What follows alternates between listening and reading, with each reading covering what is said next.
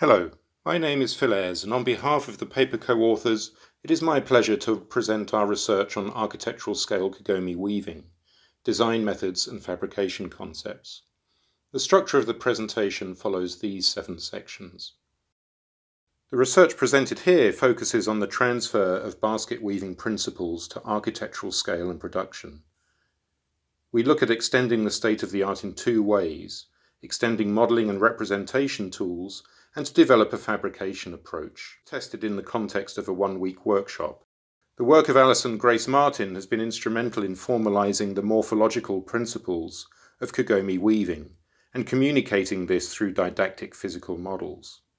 A planar regular weave can be coerced into double curvature through the introduction of singularities, or non-hexagonal polygons that change the weave topology. Polygons with less sides than 6 induce synclastic or positive Gaussian curvature. Polygons with sides greater than 6 induce anticlastic or negative Gaussian curvature.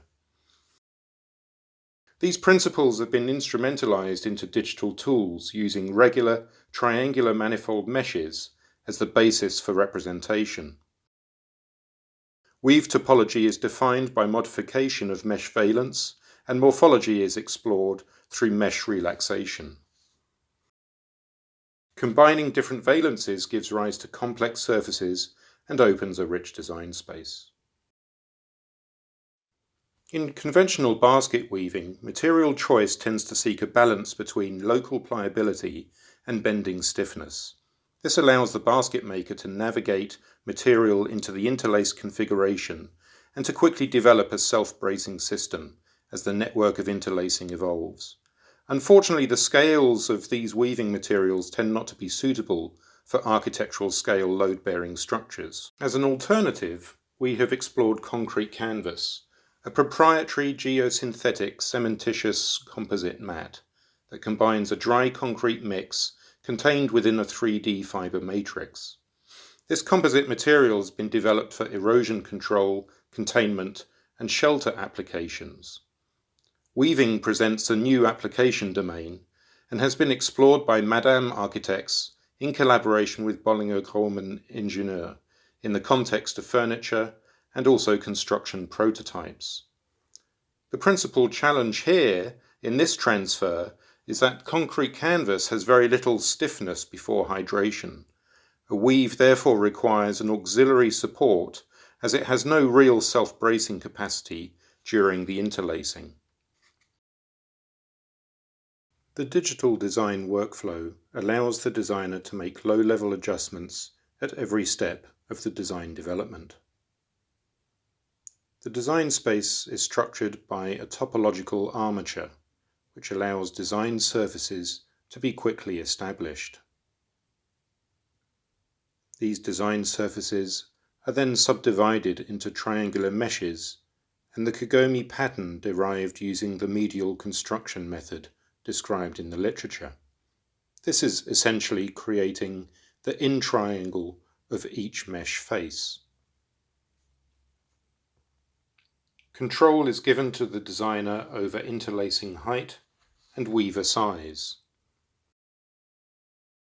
The weave is subdivided into individual strips which are indexed, unrollable, and supplemented with information on overall length and crossing points in preparation for production and assembly.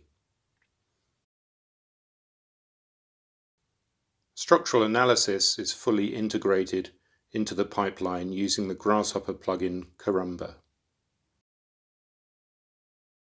The ability to adjust primary design moves is therefore essential to be able to fluidly incorporate this structural performance feedback.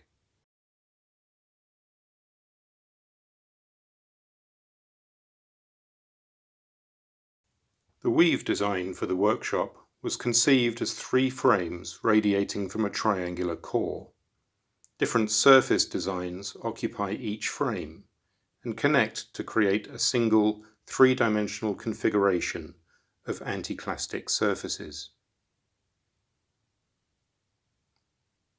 Once woven, the concrete canvas would be hydrated and the auxiliary structure removed.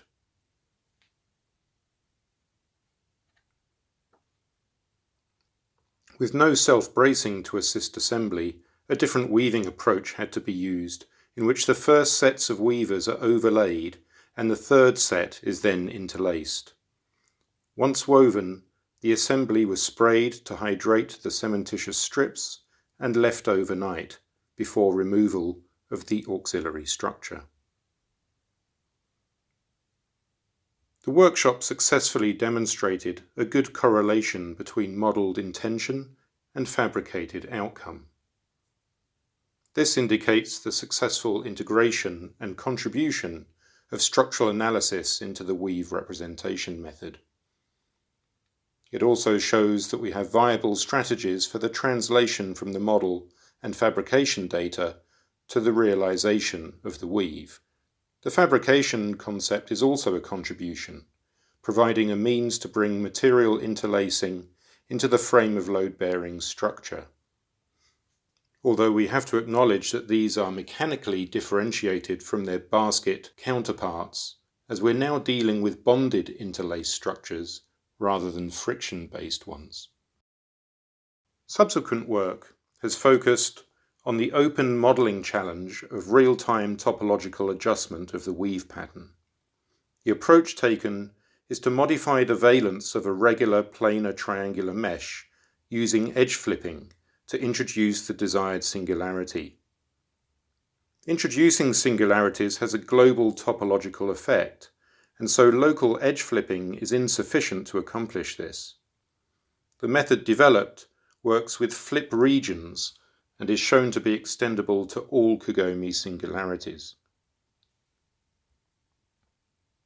A digital workflow has now been developed to give real-time feedback of topological adjustments and their consequences on morphology.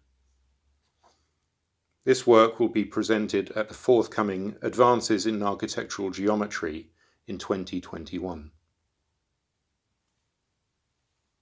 In conclusion, the authors would like to gratefully acknowledge the help and support of the following: the Fluid Bodies Research Group comprising Madame Architects and Bollinger+Grohmann Ingeniere Vienna, who conceived of the workshop, and the invitation extended from Classe Daroca to come and do this at ENSAV Paris.